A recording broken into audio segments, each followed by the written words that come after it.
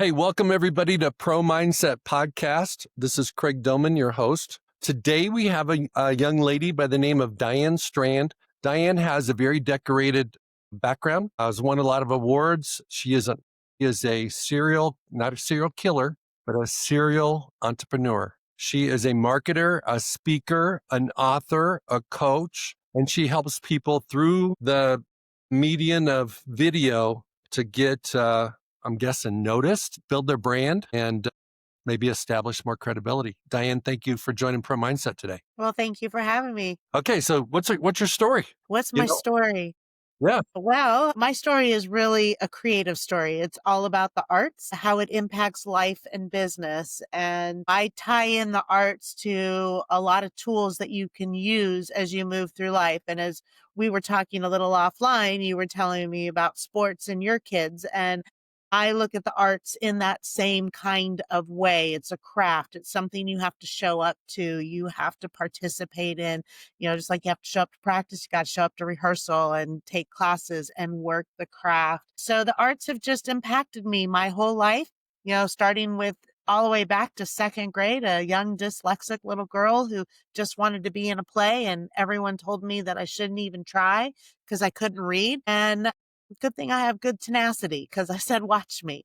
And I figured out how to be in that play, and the arts kept me connected all through. And anytime a struggle came up, I always use a tool from the arts to keep moving the dream forward. what's your go-to tool when you're facing adversity? All of us, we face adversity. We have a plan, and then life throws us a wrench, so to speak. What is your go-to strategy utilizing your background in the arts and your business? You have a multi-million-dollar business media company. What do you do? What's the first step? First thing is that the arts teach me is grit and determination, because no might just mean not right now.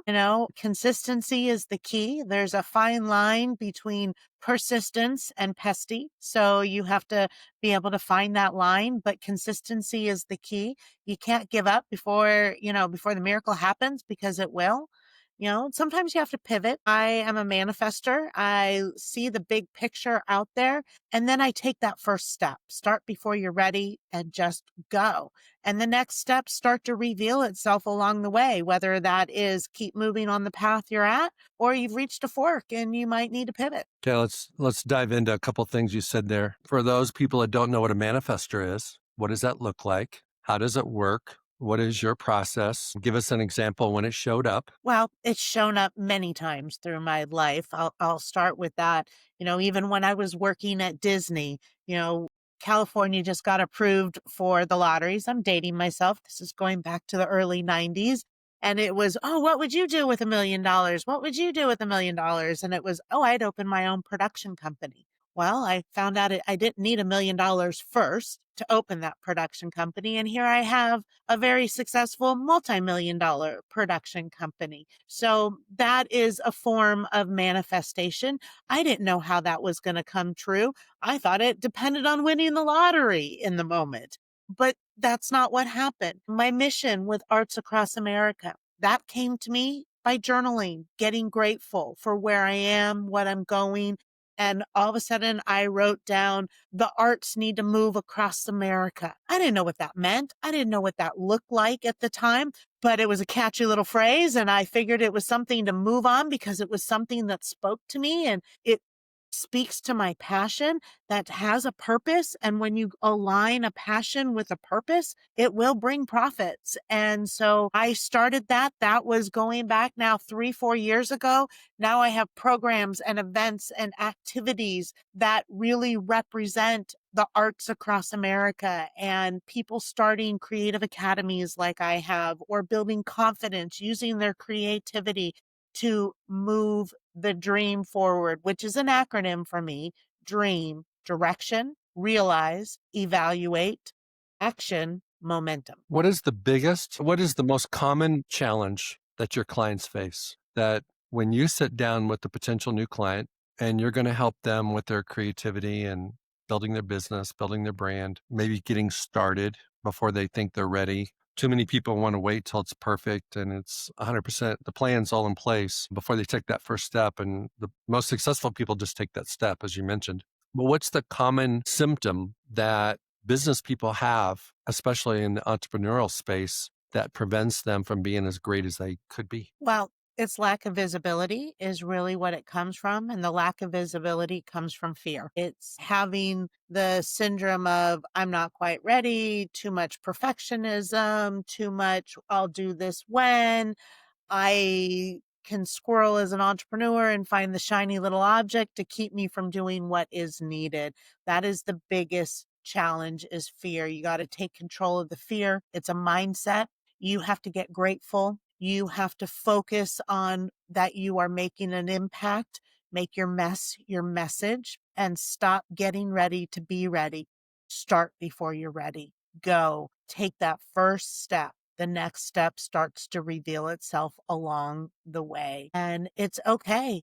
You either are winning or you're learning. You only fail if you quit.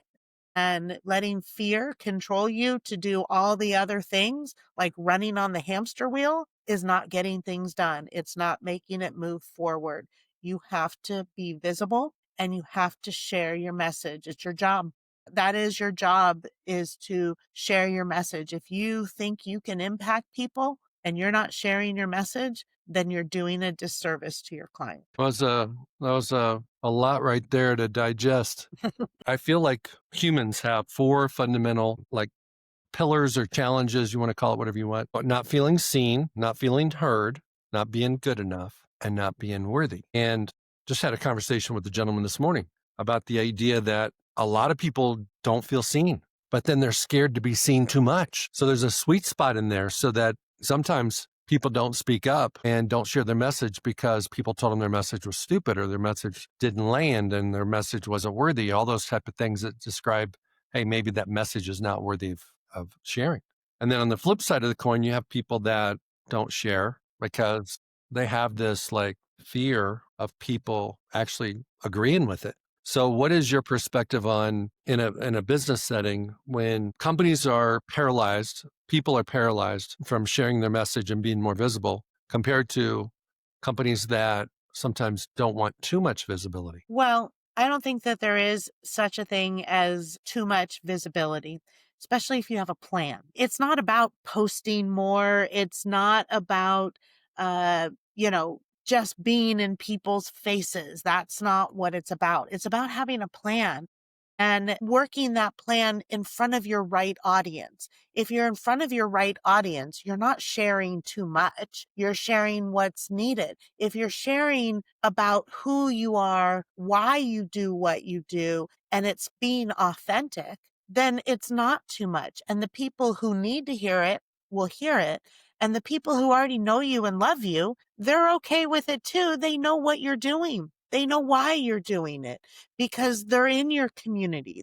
Why we build communities, because our community supports us and holds us up so that we can reach more and impact more. So your message not getting out there is, as I said, doing a disservice to your audience. And if you have a business that doesn't necessarily need to be seen in the way just to get business, because that's not the type of business you are, then you need to be sharing about your impact and who you are, of why we can trust you, because that's who we do business with anyways, is people we know, like, and trust. So you need to build that trust out there with your audience.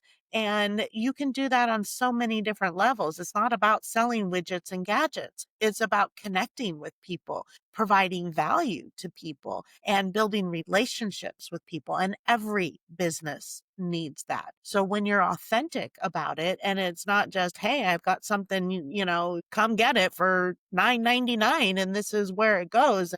And then putting that up and over 150,000 times all over social media. It's about having a plan and being constructive so that if you do have something to sell for $19.99, you're not being swarmy about it. You're being authentic about it, about why this is your problem solver. I agree with that. I agree with that. Okay, Diane, you are a creative expert. You help people maybe find their own creativity sometimes. How do you help people monetize their creativity? How do you take Do you help them take their skills and talents in the arts and make it profitable? Well, there is a plan to it. You have to, if you're an actor and you're looking to break into the industry, you have to have that preneur side to you. I have a book over my shoulder. It's my best-selling book. It's called Show Business. So it's a craft. You have to learn and study the craft, but you have to put a business mindset to it. You have to have a plan to it. You have to be able to be consistent with your approach and putting yourself up there. You have to show up if you're an actor or a director or a producer or a business leader. You have to show up as that and introduce yourself with that and be seen like that in all areas. You can't, when an actor comes to me and they say, "Oh, I just want to be a film actor." I'm like, well, good luck with that. That's not how it starts. You have to want to be an actor, not just a film actor. You have to be able to love the craft for what the craft is and work in all aspects of the craft. Find your creativity is digging deep. It can revolve around money. Maybe you got to get creative of how to find more money so you can live your passion and your purpose, right? So there are lots of ways to get creative and, find it inside yourself. Everybody needs creativity so that they can think outside the box and step outside the comfort zone. Okay. Walk us through how you help a client. Let's say, for example, you have a client. I'm sure you do an assessment, find out what their dreams and goals are, figure out what the gap is between where they're at and where they want to go. But kind of walk us through the experience that a client would have if they sat down with you about you helping them increase their visibility and increase their profitability. Well, there are definitely core pillars to working with us, which starts with mindset. And then it starts with developing an authority growth plan, which includes visibility and it includes messaging, connecting to your why, getting very clear about that, and then developing the pathway that you're going to go to be more visible, showing up different on social media, showing up different, getting in articles, being on podcasts, being in the media, and then creating the programs that people are going to attract to you of what it is you do for your business. Whether you're, a financial analyst and you work for a CPA, or you're creative and you are trying to break into the entertainment industry. There are goals and direct things that you can do to show up and be seen that way so that you can follow the authority growth plan to be able to reach your goals and dreams. And success is defined differently by everyone.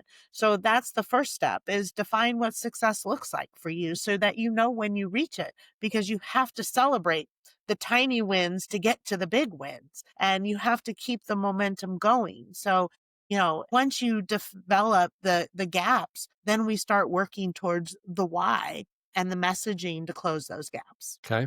Walk us through your experience in launching your company and what were some of the biggest challenges you had that you had to overcome. You have all the head knowledge, you got the business sense, you got the experience, but how was it when you're doing it for yourself? Well, it's feast to famine as you start to build a business, and you have to trust yourself that even when, times are tough, that you will pick yourself back up and keep going. There's definitely been moments from, I started my business in 2003, and then all of a sudden 5 years into it, it's 2008 and everything was crashing around me and companies were not outsourcing video production anymore. And I had to get creative. I had to figure out what to do, made a pivot. We relocated. We dove into our community more, showing up at the chamber, showing up in organizations that really drive economics and workforce development and being a part of that. Being strategic. Problems happen. Now I have employees. There's always somebody who needs something, wants something, isn't happy with something. Growing pains are real. But when you trust yourself and that you can, trust that you are going to figure it out. And I don't always know all the answers.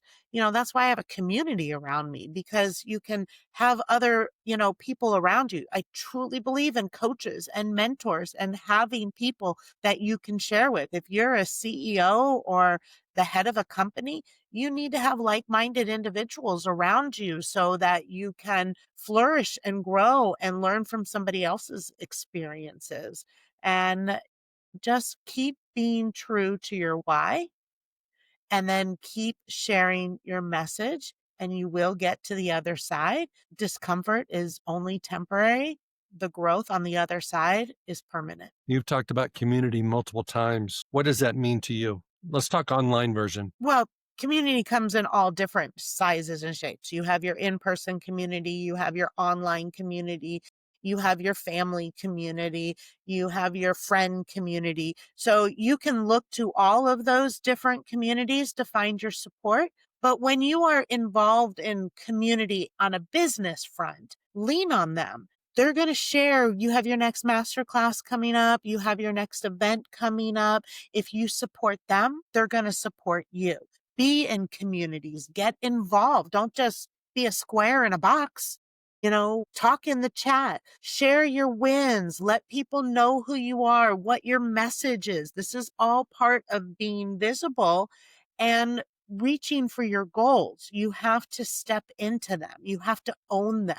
You have to be able to see the other side of where you need to go. And your community is going to help you get there.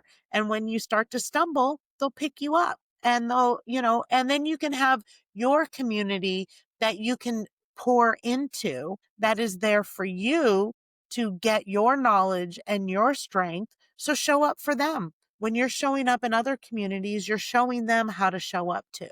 So that's what's important. Your mission about arts across America. Go into that a little bit. What was the reason behind it? How do you help organizations do that? What's the impact? What's the intended impact of Arts Across America? Well, like I said earlier, it came out of a manifestation because I have a nonprofit that is all about training and education in the arts, visual performing and digital arts. And we work with youth, teens, and adults, mainstream and special needs. And I know how the arts is inclusive. The arts gives us strength and confidence. It builds so many tools. It teaches, it educates, it trains, it builds that grit and determination that you really need to put yourself consistently out there. It shows you how to step outside your comfort zone. So when I looked at what all of that really meant, I wanted that to be shared across the world. And if I can help create a business around that, is even better. So today I help individuals not only find their confidence and creativity in some of our programs or our education programs so they can train and learn the technical skills. It's also so entrepreneurs who are looking for that business, it's kind of a licensing model, not exactly a franchise model, that if you want to build a business similar to like I have around the arts and you want to impact others, I can give you the formula to create $1 million business and impact others, youth, teens, and adults with visual performing and digital arts, which includes everything today, as long as it has a workforce pathway to it, whether it's gaming, it's the arts, it's video production, and we're helping individuals grow businesses and impact others. And that's what Arts Across America means. That's awesome. When you say you help people like build their confidence, how do you help people build their confidence? Well, it's through a series of exercises, of journaling, of building your badass list, because that's really important. I have a badass list. I keep it on my phone. Sometimes I have to refer to it to remind myself, oh, I did that. It's not all just your professional things. It's how confidence is portable and we can move it around, right? And if we're confident in other areas, like we're a great tennis player or, we're do something that's awesome, that should be on your badass list. Things, I'm a mom, I've raised 3 kids, I've built 3 businesses, I've been interviewed on the New York Stock Exchange. I've shown up in the middle of Times Square on a big, huge digital screen. Those are some of my badass things that, when it hits the fan and, Monday was Monday and I was having some issues, sometimes I have to go, okay, if I can get through that and build that, I can do this. And it doesn't seem so big and monstrous. It's like, okay, so an employee quit. I have to interview again. Instead of going, oh my gosh, what am I going to do? And panic and run crazy and chicken little, the sky is falling. It's like, okay, I've done this. I've been there. Yeah. Good editor, good person, but now I need to find somebody else. It happened for a reason because the next person is probably going to be better and exactly what I need. Absolutely. Okay. How do you differentiate between belief in yourself and confidence in what you do? Well, that's 100% how I started. I believed in what it was I knew how to do. I believed that I knew how to make good video. And that's how I became an entrepreneur. I knew that when people watched my videos, they liked it and it told a message and it shared a story. So that was my first confidence. It's like, okay, I do good work. Okay. And then I started to make that a little bit more portable. And it's like, I go the extra mile for people. I see that. I over deliver and, I under promise and over deliver. Well, that's part of my mentality. I come in under budget. So I started putting those things together and that started building my confidence. That started allowing me to see that I can do this, and building in myself. I still get imposter syndrome. It happens, because I'm around people who are doing magnificent things. So I look, but that's okay. I stop comparing myself. They're on a different journey than I am. I can't compare where I'm at to where they're at because they could be at chapter 20 and I'm at chapter 5. In that process, or the other way around. You can't compare yourself to me. I've been doing this for 23 years. You may have just started, so that when I see other people on their journey, I want to learn from them instead of allowing that to go, oh, they're doing so much more than me and so much better and beating myself up. That's not going to get me any further. I have to look at them and go, well, what did they do? And how are they being seen? How are they showing up? Because I want to be seen like that, not jealousy wise. And they did it. I can do it because I've done this and I can trust in myself. And that's how we put little coins in our confidence bank, and I always say, start with believing in yourself a little bit more than you don't. The 51% rule, just 1% more and watch that grow. And then remember, you just needed to start a little bit more than you were before and just keep moving and just keep doing it. Being consistent, it gets easier. Well, one of the things that I've noticed is that we subconsciously believe in other people at the level that they believe in themselves. It's very difficult, unless you're a mom or a dad, to believe more in another person than they believe in themselves. And so sometimes with a kid, you'll think you'll believe in them more than they'll believe in themselves. But in the business world, if some man or woman walks in your office and they don't really have that belief thing going on, it's really difficult to believe in whatever they say they're trying to do. And then confidence, I feel like confidence is always changing. It's very dynamic. Let's just take a sport like basketball. You might be very, very confident about shooting free throws, but not as confident about shooting 3-pointers. Maybe more confident about something else and less confident about something else. Well, in business, everybody's the same way. It's like, hey, I got this part, but I'm not as confident in a different aspect of my business. And I think the thing that people have to remember is we're human beings, not human doers. And you have to believe in who you are, the being part, and you got the rest of your life to figure out how you're going to work on different things to elevate your game so that you can be a better doer. So those are my thoughts on that. Uh, how much more impactful, I know it's a lot, but how much more impactful is video than anything else, print, any other form of communication? Well, I think they all have a place and work to benefit in different ways. But a video has the power to share a message very quickly and concisely. It actually adds more value to what it is that you're talking about when it comes across in a video. It's the best way to take a complicated situation and break it down so people can understand it.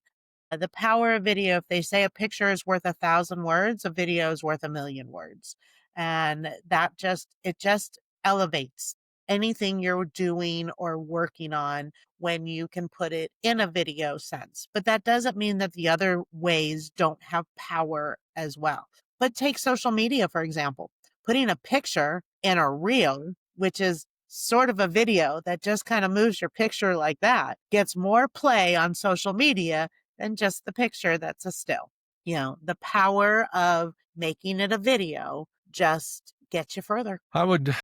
I don't know the answer, but I think that, when it's just a message, audio message, you're only using your ears. And when it's a video, you're using both your ears and your eyes. And so you've engaged another Use your heart when you're and in your a heart too. video.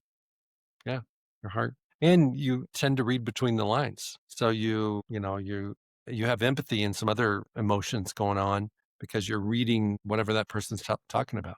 That's it. That's why we need to look in people's eyes. We do business with people we know, like, and trust. And if you see them on video, you think you know them. Isn't that funny? That's funny. It's true. Okay, you advocate for women. What is your perception, plan, passion related to helping women in business be successful? Well, being a woman in the entertainment industry, I had to find my voice and I had to share it often and loud. So I'm a huge advocate of being heard and being seen. And that's what I really stress to women is put yourself out there, be heard and be seen and be consistent. That's how I work with women. And that's how I support women. I support them in business, whether it's women in business, whether it's women teams, volleyball. I take action. I back things up with money. I show up. Showing up, you can show up in many ways. I show up in person.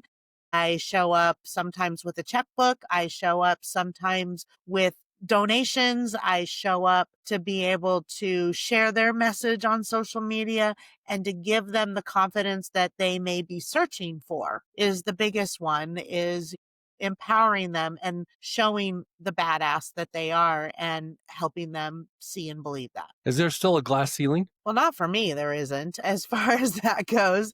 I think if we're going to get into the big, huge scheme of things and start diving down a national political world, then maybe, yes. If you're going to especially focus on today's world, I think women are definitely up for a fight and we need to be heard and we need to be seen. The SAVE Act is very scary that's out there. And I think that, people are trying to lower that ceiling. The glass ceiling was way, way up there, as far as that went and had lots of cracks in it. But unfortunate in today's time, I think that that's changing. But I don't try and, I stay out of that unless it's something that I feel like needs a fight. But that's on where I go on a personal level more so than on a business level. Well, on a personal level, my wife has been very successful. And I think that the biggest challenge for women is that a lot of men expect the woman to be the head of the household in terms of the raising the kids. And it's very difficult. It's possible, but it's difficult to juggle all those balls. And when you've got home life and you got kids and you're building your career at the same time. Um, and I want my daughter to be as successful or more successful than my sons. She's a very talented lady, very smart. So, it's just the family priorities sometimes change over time. So, okay. 1, 2, 3, 4, 4, and my fifth is about to come out. Let's talk about the one you're going to publish here soon. Well, just to kind of recap, the 3 of the books are large 20-page chapters in those books. One is on entrepreneurship, one is on being an innovator and an engineer, and the other is on visibility. My best-selling book, which is over my shoulder, which is Show Business, went bestseller in 22. I'm in business with my partner in life and business, Mr. Scott Strand, and he's the show and I'm the business. And together we are Show Business and we help creatives launch into the industry, whether you're an actor, writer, producer, director. And today it's speakers and coaches and business leaders using our same philosophy of showing up and showing up as you are and moving forward. So the next book that's coming out is called The Creativepreneur. And that is a solo book that I'm doing and working on. And it should come out right around the first of the year. And it's the pillars that I work with in our program of how to build confidence and creativity as a creativepreneur and leverage, market, and scale using creativity and visibility. What's the number one ingredient for a successful speaker? Well, I don't know that there's a number one ingredient other than you have to find your clarity in your message so that when you are speaking, you have clarity and talking authentically. That would be the biggest message to resonate no matter what else you have going on, fear, nerves, stumbling over your words. If you can find the clarity in your message and speak authentically, you're going to impact somebody. That would be the number one rule. But get prepared, find out tips and tools of how to present correctly so you're not dealing with your nerves and frustrations and fear when you're up there trying to impact others. So that's where training and coaching and learning the tools that myself and my husband provide you in our programs is makes you show up with that confidence so that you can be authentic and that you can impact. And you're based in the West Coast? I am Temecula, California. I'm between LA and San Diego, and you can find me all over online. And of course, I live in the virtual space as well as the in-person space. Why don't you share for everybody? I'm sure it'll be in our show notes. The go-to link, the go-to URL for you. Well, the best place to always start is jdsstudio.live. And that's where you can find links to every other website, whether it be my video business, my actor studio, our nonprofit creative academy, the TV shows, our film festival, digital media festival, which you should be entering, especially podcasters should be entering, as well as my website and your pathway to arts across America. Fantastic. Is there anything I didn't ask you, Diane, you would like to share? No, I just would love to encourage people to step outside their comfort zone and show up and say yes. And it will make a difference in your life and business and connect with the arts. It really does impact economic development, workforce, and your way of thinking. Thank you very much. Thank you guys for listening to Pro Mindset Podcast today. Check out Diane on all our different social media platforms. And everybody go out and have an awesome day today. Hey, it's Craig Domann, the host of Pro Mindset Podcast. I want to thank you for listening or watching today's show. And you can catch us every week on the normal social media platforms like YouTube, Facebook, Instagram, and all the listening podcast platforms. I hope you enjoyed today's show. And more importantly, I hope you gained a pro mindset insight. Please be sure to rate and review Pro Mindset Podcast, and I look forward to catching up with you on our next show.